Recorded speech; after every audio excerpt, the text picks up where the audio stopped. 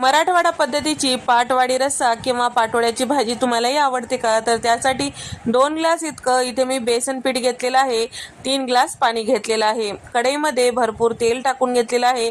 जिरे, मोहरी, कोथिंबीर टाकून घेतलेली आहे. मोठा चमचा लसणाची पेस्ट आणि 2 चमचे लाल मिरची पावडर, हळद आणि त्याचबरोबर पाणी टाकून घेतलेलं आहे. थोडं थोडं पीठ टाकून या पद्धतीने गुठळ्या मोडत व्यवस्थित मिक्स करून घ्यायचं आहे. इथे मी विस्करचा वापर केलेला आहे. पळीचा सुद्धा तुम्ही वापर करू शकता. तर या ठिकाणी सगळं पीठ छान असं हटवून घेतलेलं आहे आणि साधारण 1 पाव कप इतकं तेल टाकून घेतलेलं आहे आणि त्याचबरोबर आता छान असं वाफवून घ्यायचं आहे. तर आता या ठिकाणी साधारण 10 मिनिटं वाफवून घेतल्यानंतर इथे आपलं हे पिठलं किंवा पाटोड्याच्या भाजीचं जे मिश्रण आहे छान असं वाफल्या गेलेलं आहे. त्यानंतर ताटाला तेल लावून छान पसरून घ्यायचं आहे. हाताने एकसारखं करून घ्यायचं आहे. त्याचबरोबर वरतून भाजलेलं खसखस आणि खिसून घेतलेलं खोबरं टाकून घ्यायचं, कट करायचं. तयार झालं पिठल्याच्या वड्या किंवा